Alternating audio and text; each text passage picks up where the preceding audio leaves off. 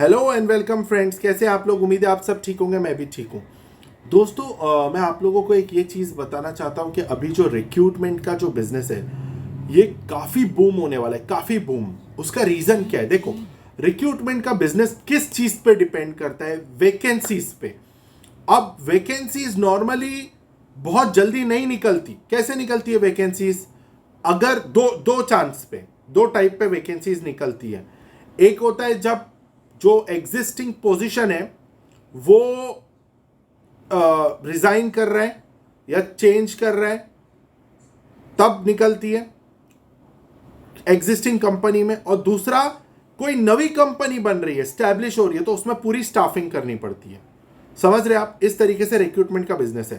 तो जो positions change होती है वो एग्जिस्टिंग कंपनी में होती है और उसके पीछे बहुत सारी एजेंसीज भागती है।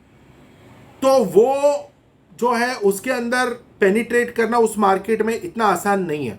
लेकिन जो न्यू कंपनीज हैं, जो स्टैब्लिश हो रही है, जिनको पूरा स्टाफिंग करना है, वो बहुत इजी मार्केट है।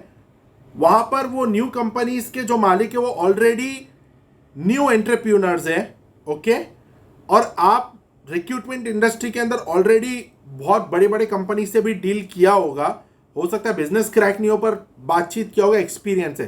तो वो एक एमैच्योर पर्सन है, आप एक्सपीरियंस हो। कौन एमैच्योर है? नवी कंपनी डालने वाले लोग। और आप एक्सपीरियंस हो।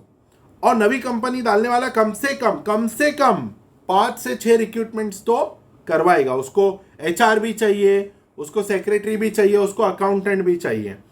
तो मेरे हिसाब से एक अच्छी रिक्रूटिंग कंपनी को टारगेट बनाना चाहिए न्यू कंपनीज पे। जो न्यू कंपनियां बन रही है उनको टारगेट कस्टमर बनाना चाहिए, उनके पीछे मेहनत करनी चाहिए। तो ये मेरा रिक्रूटमेंट कंपनीज को एक एडवाइस और आइडिया है। अब आप लोग ये सोचोगे कि सर मैं न्यू कंपनीज को टारगेट तो करूं, लेकिन दोस्तों न्यू कंपनीज को टारगेट करने के लिए आपको डेटा भी चाहिए। क्या डेटा चाहिए?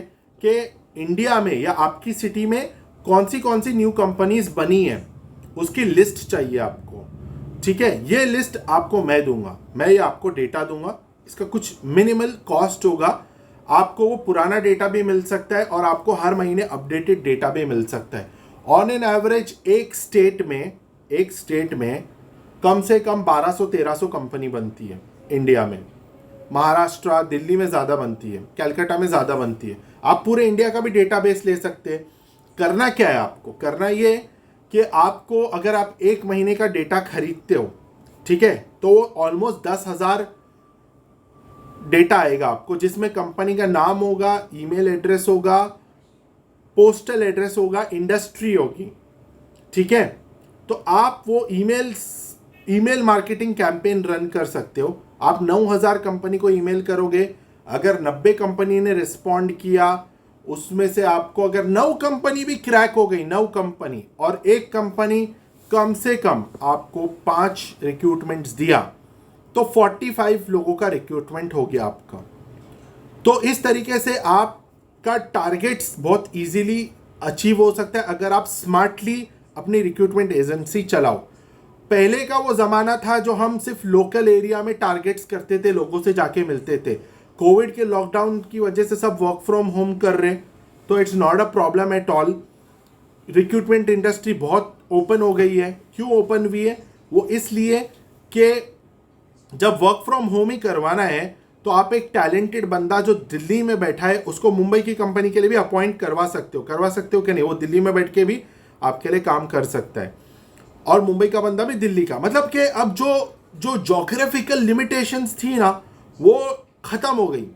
और अगर जो फ्यूचर देखा जाए तो लोग लॉकडाउन के बाद भी काफ़ी सारे लोग प्रेफरेंस करेंगे वर्क फ्रॉम होम से, प्रेफर करेंगे। हो सकता है कि हफ्ते में 1 दिन या 2 दिन ऑफिस जाए, पर मोस्टली वर्क फ्रॉम होम का प्रेफरेंस होगा। तो मार्केट ट्रेंड्स के बदलते हुए हमको भी बदलना पड़ेगा और स्मार्टली रिक्रूटमेंट बिजनेस चलाना होगा। मुझे उम्मीद है कि मैंने जो आपको नॉलेज दिया वो आपको अच्छा लगा होगा। अगर आप जो है वो डेटा लेना चाहते हो, जो मैंने आपको डेटा के बारे में बताया है इस वीडियो में, तो आप मुझे नीचे दिए हुए मेरे नंबर पे व्हाट्सएप कर सकते हो। मैं आपको सैम्पल डेटा दूंगा, छोटा सा सैंपल नहीं दूंगा, 1000-1200 दूंगा। तो आप उस पर वर्कअप करके देख सकते हो। मुझे उम्मीद है कि वीडियो आपको अच्छा लगा होगा। Thanks for watching, bye bye. Channel को ज़रूर सब्सक्राइब कीजिए, और अगर आपके मन में ऐसे कुछ टॉपिक्स है जिस पे आप चाहते हैं कि मैं वीडियो बनाऊं, तो आप कमेंट बॉक्स में लिख सकते हैं। अगर आपको ये वीडियो अच्छा नहीं लगा तो आप कमेंट बॉक्स में वो भी लिख सकते हो। Thanks for watching, bye bye, take care.